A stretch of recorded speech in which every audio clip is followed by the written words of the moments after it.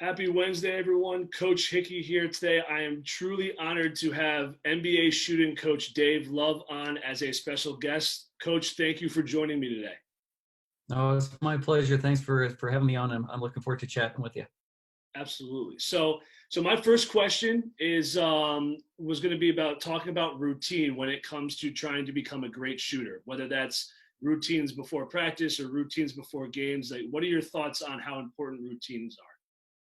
This is something that I think is really important, and even players at the highest level do really poorly. And then you look at other sports, and they do it extremely well. And the example that I always give is a professional golfer. That professional golfers go out and at the beginning of each session on the range, they put down their tracks, and they start with the shortest club in the bag and start with half swings, and they build through their bag to the hardest clubs, and they really teach themselves how to shoot or how to swing the club each day.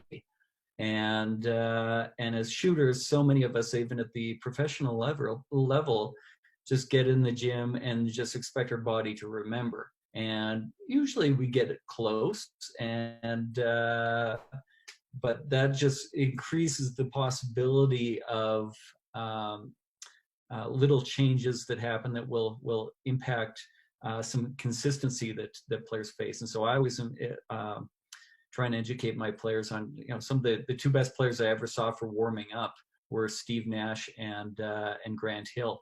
And we had one guy who is one of the greatest shooters ever, and another who is came into the league a non-shooter and left the league an above average shooter. And so we can learn from those two individuals about just every day have a little routine and build your confidence and build your skills each day before a practice, before a workout, and before a game.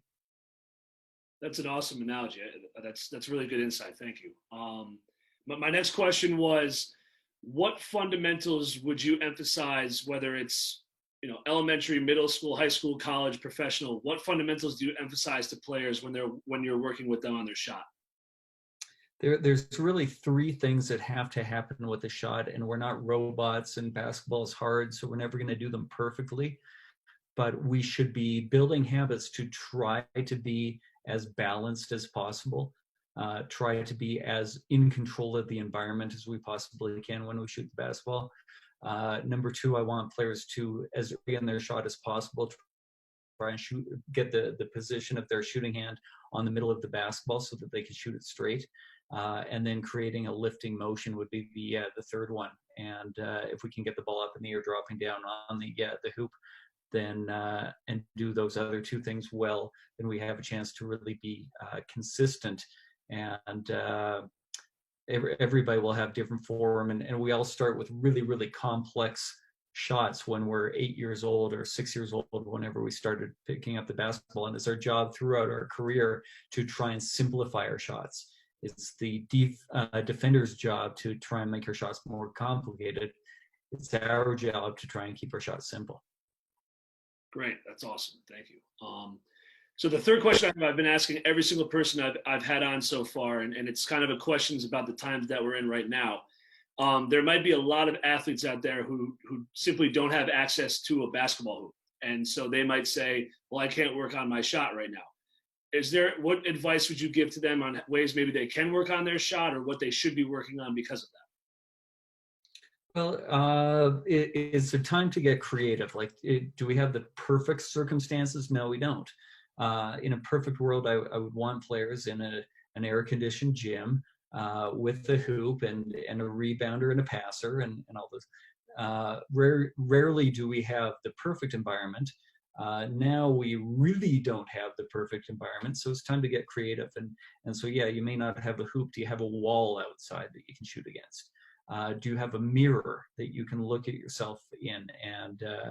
And rather than just kind of thinking what your shot must look like based on how it feels, actually look at what your shot looks like in the mirror and start to go, oh, I don't get underneath the middle of the ball. I need to get into that kind of a position, or I didn't realize I did that, or it's going to be tough.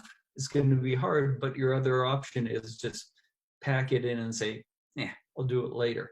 And you're going to be behind the people who are being creative and trying to figure it out now. Yeah, that's a great point. I mean, I was talking with a lot of people, and I think the common theme has been saying how the growth between who worked out and who didn't work out during this time, I think we're going to see a big gap after this is over because of that. I totally agree, and hopefully we got players that are willing to be the people out in front of it and doing the work rather than the people left behind. Absolutely. And so my last question for you is, I've listened to you on some podcasts, and I really love the fact that you talk about and you stress the importance of parent involvement when it comes to the child's training. Can you elaborate on that a little bit for me? You already elaborated on it with your note in the background, and that's something that I talk about a lot. It takes a village to make a shooter, and we don't do this. The shooter doesn't do it by themselves. Usually they do it with the help of a coach, and the coach isn't the most important part of it, but so they don't really deserve the credit when the player gets better.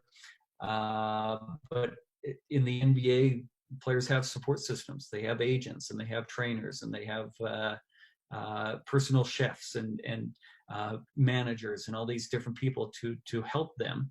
And just because you don't have those people on a payroll doesn't mean you don't have them in your life. You've got your coach, you've got your parents, and so rather than looking at those people as the enemy, which I think a lot of young players do, they think, oh, my dad's constantly giving me advice. Well, yeah, because he's trying to help, and so stop looking at the people that are on your side, that are trying to help you be better as working against you. They're challenging you to be better, in fact. Awesome. Well, Coach, I really want to thank you for taking time out of your day to talk with me. And I think everything that you honed upon today is really important for any basketball player out there to listen to. So I appreciate you jumping out on me. Oh, it's my pleasure. Thanks for your time. I appreciate it.